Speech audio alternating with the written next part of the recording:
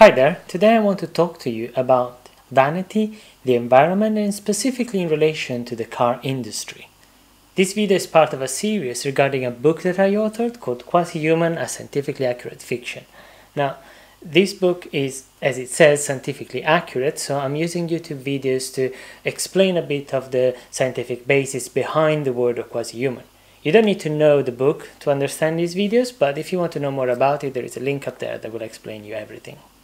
The first thing we need to understand is that this video is not about the environment per se as much as it is about marketing. On one side we have countries that promote themselves by introducing new environmental friendly regulation, thus inviting new industry and tourism. On the other hand, though, we have companies that promote their products by saying that they have lower emissions, which means you're gonna save money in both fuel expenses and taxes. So let's say that today we go out and we buy a car. Now, chances are a car dealer is going to give us an offer that will allow us to easily change car every 3 or 5 years. And we might support this idea by thinking that changing our car is going to lower our emissions, so it's going to do better for the environment as well as for our pockets. Only this is a lie. It's a lie by omission. What we are omitting is the fact that cars are mostly made of metal. So it doesn't matter if we are in the real world or in the world of fantasy in which dwarves are making Swedish cars deep inside their mountain using a magical forge, because what we're going to do is use a lot of heat. We will have to burn things and melt the metal, which inevitably releases CO2 into the environment, no matter how magical your forge is. Now, to put things in perspective, I made a little exercise in which I calculated what an hypothetical average car would release into the environment over a year. I used an online tool and some data that I picked up myself, and I calculated that my hypothetical car would release about 5.5 tons of CO2 into the environment every year. Now, the context I've chosen comes from an article of The Guardian, which tells us that by manufacturing an average car, we will probably be releasing about 17 tons of CO2 into the environment. So, we buy our car, we drive it for 3 years, and every year we release 5.5 tons of CO2, which means after the 3 years, we have released about 17 tons of CO2 into the environment. And then after that, we change car. And by doing that, we will be releasing another 17 tons of CO2 just like that. Wait, this means we just doubled our emissions. And we completely nullified our effort to be greener. But why would a person change car every 3 years? Well, the answer, in short, is vanity. If you think about it, a car makes a huge statement about our social status.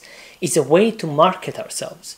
Whether we are going on a date or visiting a client or an interview, the first thing people are going to notice is how do we get there? Which car are we driving? Are we driving a car? And that makes cars very good investments for the majority of people. Now let's assume that we are the almighty government. We can do whatever we want, and what we want is making a regulation that would actually help the environment. We want to start with the emissions. We want low emissions, so we promote electric cars.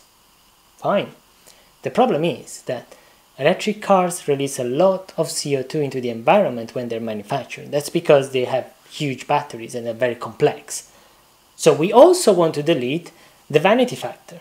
We want to make our services better, we want to make them cheaper, but mostly we want to promote a society in which the social standard is that an individual doesn't own a car, doesn't need a car at all. In this way, if we don't own something, there is no point in vanity, and there is no point in judgment either. So since we're here, we might as well think of traffic. Traffic is a waste of energy, and wasting energy is bad for the environment. It's simple as that. When we think of traffic, we're thinking about loads of people going the same way at the same time, or maybe because that's the only way they know. Or we're talking about a small or a big accident, or we're talking about people trying to do something that they shouldn't. Now, all these things have one common element. They're all human. The problem of self-driven cars is not that computers are rubbish drivers. They're actually pretty good at it. The issue is that the roads are filled with human drivers, which are virtually unpredictable for a machine. But what if there were no humans? What if every car was self-driven? where the problem will be much easier, because self-driving cars can communicate to each other exactly what they're going to do. They know every possible route to the place we're going. They also know everything about the traffic. Plus, they don't distract and they don't break the rules. I hope this video made you understand a bit better what is the environmental impact of cars and where the future is going to prevent that. You have a tool that is in the description of the video that will allow you to calculate your personal impact based on your driving style and how many cars you've bought recently.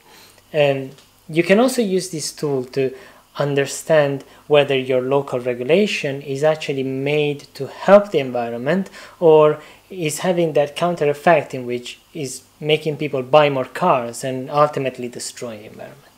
If you like this video, please consider subscribing to this channel or following me on Facebook or Twitter for more information about the science behind Quasi-human, which is this book here that I authored. If you want to know more about the book, if you want to read it, there is a link up there which will tell you everything you need to know. Thank you for listening and take care.